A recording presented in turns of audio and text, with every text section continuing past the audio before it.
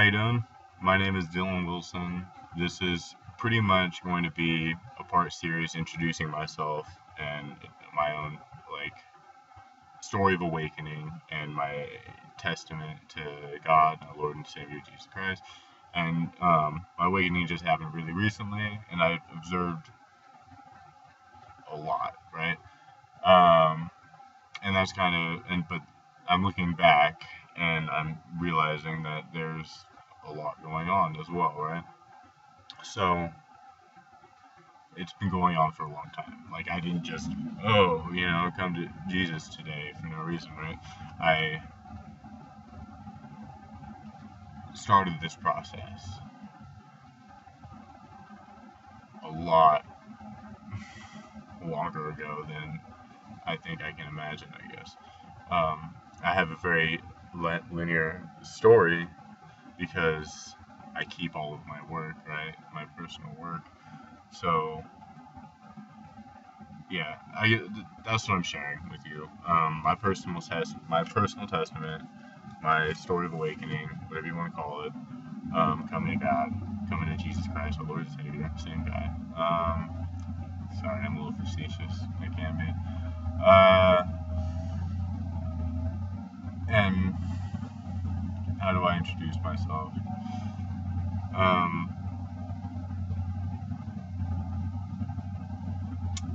I introduced myself in the past as like stranger than you know, right? Because it's not until you know a stranger well enough to recognize that their own truth is not unlike your own, only their own interpretation of their truth, biased towards their environment, right?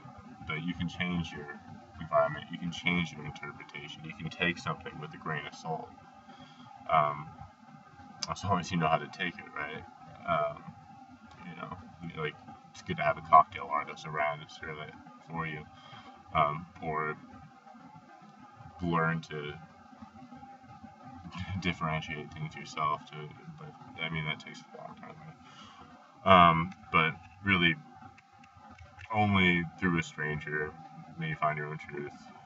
Um, and your truth may start off just as undeveloped as a stranger's truth, just as unevaluated, undefined, and unknown as a stranger's truth. But even if you know that stranger for the entirety of your life, you guys might have different cycles. You guys might have different periods at different times. Be like, oh yeah, that happened to me when I was 35. You were going through that at 23. That's crazy. And like, I didn't get married till way later. I'm not married personally.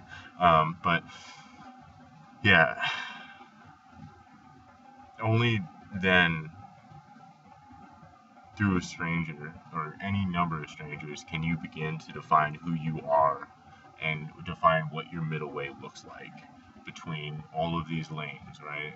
You will fall between the black and white. You will fall in between the lines. I guarantee it. That's what we're destined to do. We are different. We're meant to be. Um, so,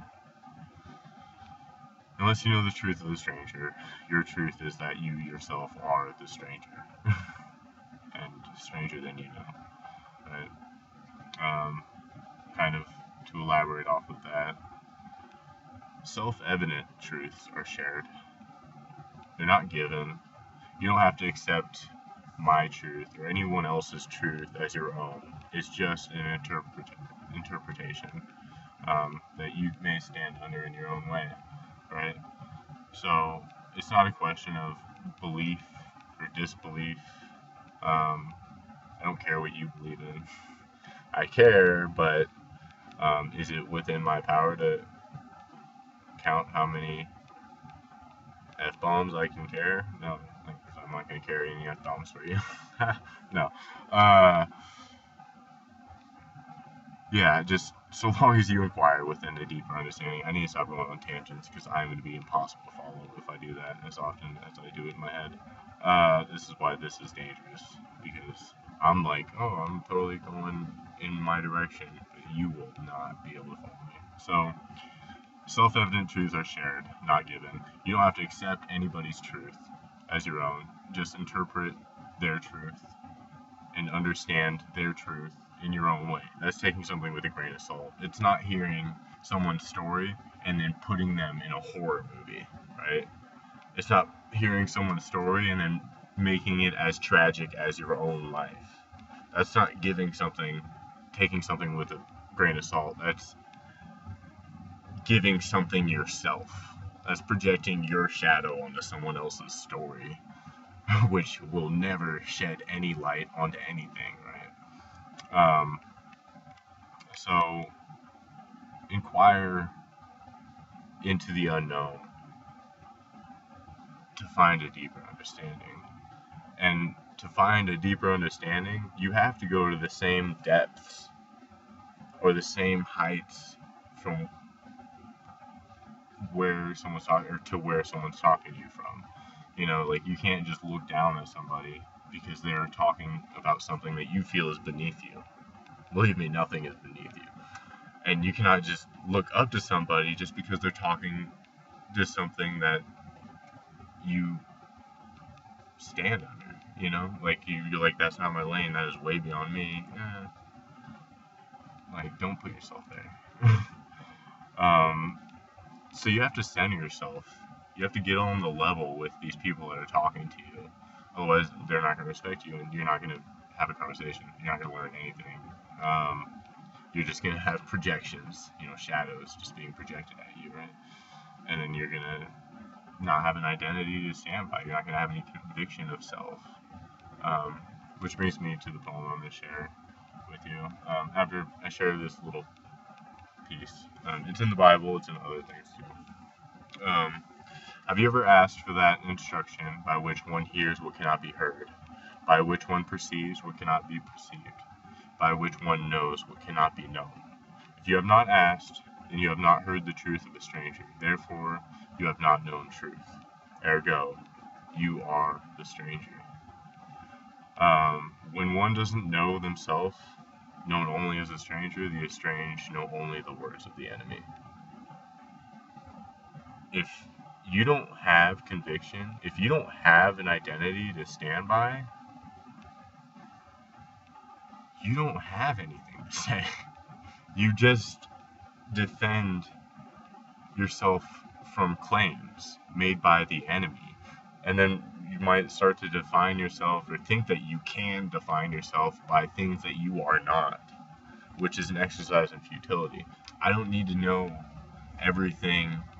Like, if you're in an interview, your employer doesn't need to know everything that you're not. You know, if you go into an interview and you're like, I'm not a thief, you're like, I didn't ask you that. I gave you that, like, benefit of the doubt before you even walked in here, right? So you walk in there saying what you can do and what you want to do and what you do, and that's your identity, right? It's things that are self-evident. They're truths. They're truths that don't need to be spoken. Like, and that's the biggest thing to 2020 to me, was like, you don't have to tell anybody anything anymore.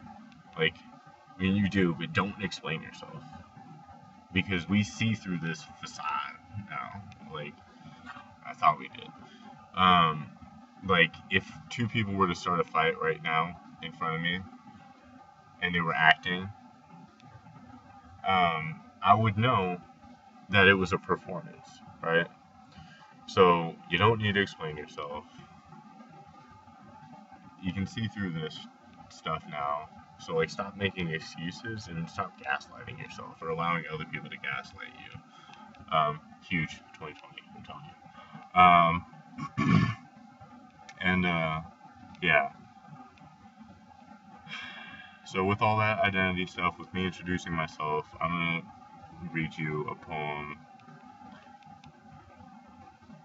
that I wrote March 20th of 2019. This is when I really started peaking. And this was during, like, when I was writing pretty much my poetry book, and then I started writing, like, my performance and, like, how to reach your highest performance and hold it there, right? How to increase your overall efficacy, your efficiency.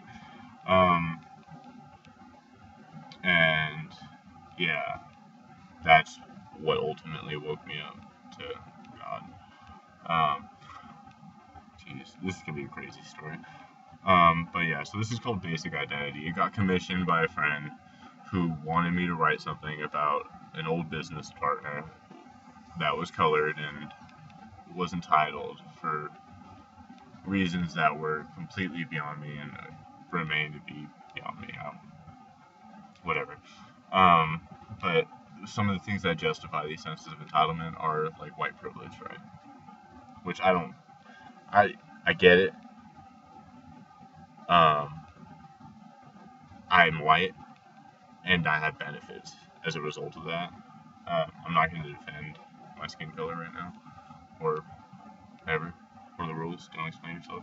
Uh, but to explain the other part a little bit, or where my misunderstanding comes from, is I don't see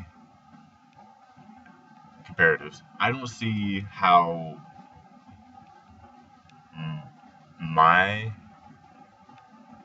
how I'm perceived. I don't see how the way that I'm perceived affects anybody else. You know, like your perception isn't my reality. Kind of like I'll get on Billie Eilish's thing that she put out yesterday. Like I'm not responsible for how you feel. You know, I'd love to make you feel good about it. Um, but if you don't, if you're frustrated by anything that I say at any point, like don't give me that power. I don't know. Like that's what I do. If someone does something ridiculous and it's like, it's either in the realm of something I can do, like versus gravity, I can handle that. If it's too heavy a load, I'm not gonna get involved. I'm gonna slip away, fall out of that shit. Um, and yeah, so to talk about white privilege, without making it about race, that was my challenge of last year. It was brief. It took me like 3 hours. But yeah, so basic identity. What does that mean? Your name is not your own. You're untitled and unfinished. Worse than unfinished, but incomplete as a result of entitlement. You're soft, malleable, willing to be molded by whatever whim someone may identify you with and inspire you to, because you are without identity and live outside of yourself. Oh, I did this again. I did this last take. Sorry. That's a rough draft. Um, yeah, I forgot the actual song. Whatever. As a much better. I just told myself. Slip. Freud. Okay, found it. When you talk about love, you must first have a sense of I, and finally of you. This one's about flowers, roses that rise.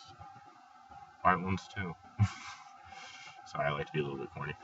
I love a rose you have yet to rise, with so many thorns, it's no surprise, within these vines, so many can find your kind, but by my side will never find. This ain't about white privilege. This is about you sucking, sullen, wallowing in a moat left unabridged, when your only security is your insecurities, a pretty mouth spitting dirty disparities from waist high while you're square down on your knees. My response may have been a bit pervish, but in my defense, I thought you were offering a public service. The ego that I condone? Yeah, but your name is not your own. Untitled and unfinished, living a life diminished and without order or foundation in its place will never stand a home. Worse than unfinished but incomplete after you sought to not compete, bought the shoes before you measured your feet, wanting hopelessly for a reputation to simply proceed, recognized on par with your self-esteem. The cause for alarm where your arrogance is beamed, a greater shadow is cast to be seen, as dead ringers ring. A result of entitlement, seeking a path where all false idols went. Soft, malleable, a whole life that's derived, a will to be molded once pulverized, contained by new oppressed, pushed through perforations contrived, and served to be eaten alive. Just because you read lean cuisine in a magazine sold for review by Consumer Products to identify you with and inspire you to. But hold up. Who the fuck are you? Without identity, a life outside yourself, a hairless beast, the disguise, a pelt. But I see inside a divide, all the ways that you abide, and when it leaves you no place to hide, where will you reside? On TV, in the streets, magazines, and ads and beats, you only see all you want to be. But me, I only see in you defeat. You share an identity with your prescribed piece of a partisan nation, all those with whom you share admiration, and hope that it goes without mention that with that unrefined, undeserved, underdeveloped sensible perception and pretension, affected by admiration at full extension, comes a false sense of understanding, a false stake, self-acclaimed entitlements that you're demanding. Entitled to the royalties role models have earned through bulletproof asceticism, lives led, discerned, no intermission. But if you can't see yourself depicting you after somebody else, then you've never had a dream. That's just a revision. You couldn't start a fire with jet fuel and matches, bitch. You're no masochist. You feel no desire to burn, to reduce any part of you that offers nothing in return, parts impertinent to the ideals held certain, intrinsic to the pure form potential of you as a person. You want every part of you, no parting of ways, because you feel you've endured suffering through all of your days to summon experience from which you might be granted some praise for each endeavor undergone, no matter how irrelevant, deadweight baggage with no intent. You're putting it on. Done at the expense of self, masked by Seneca alone, thesis crises, but you're not at it alone.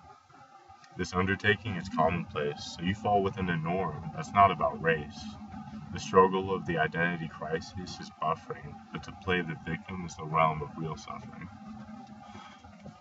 But you know no struggle if you've never won it.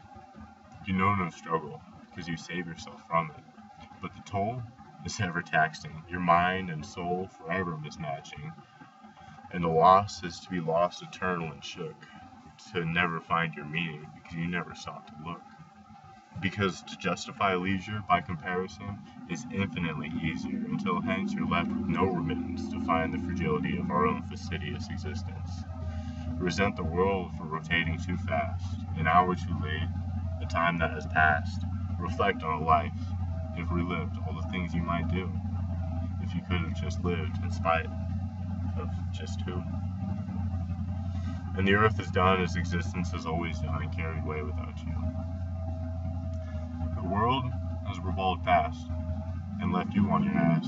You have left it no consequence, and it has left you in existential angst, an ill that you will have to carry to every park and bench for the remainder of a life so deranged, until you suppress its knowledge of indicating for some sorry substitute for the self, for which you can offer nothing in the likes of a life not prepackaged and found on a shelf. Because you have never known life, and not the pursuit, never afforded life the privilege of being lived true, and never will, until it leaves you. You can only hope that the substitute for self might learn of life through somebody that has lived a life somewhat true, but life has no guarantees to someone that has guaranteed nothing to life, only strife, submission, and sin. The sin? Simply a submission to have never been. One is a house of cards, the other of glass. They both cast stones, there's just been the two. But I'm the mason tome with a view. Okay. Easy to say if you're a minority with intention to rivet that I'm of many benefiting the colonizing, the bigots. How convenient what you figure while self-contemptuous midgets discriminately call us the figures. I love a rose, and you have yet to rise. With so many thorns, it's no surprise. Within these vines, so many can find your kind. But by my side, you'll never find. When you talk about love, you must first have a sense of I, and finally of you. This one's about flowers, roses that rise, white ones too. White privilege, a scapegoat, unabridged the other side of a hate moat. When you'd rather drown than ask for some help, you gotta ask. Do I hate myself? It shouldn't take a team to reinforce self-esteem, but if you struggle in an effort to be redeemed, lend out a hand, reach out, and in turn you may be offered a few. This ain't about white privilege, this is about you.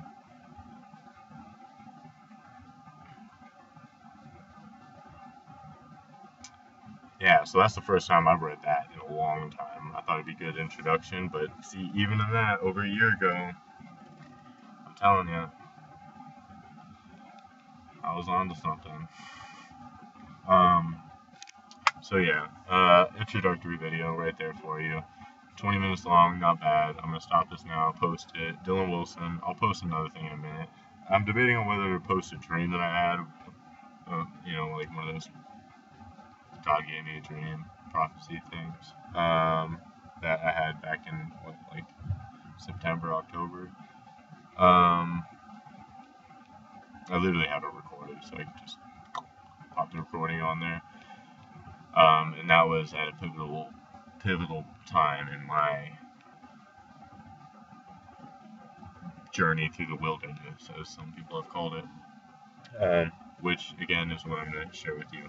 So let me stop this video now. Nice to meet you. Sorry you saw my face. Alright, peace.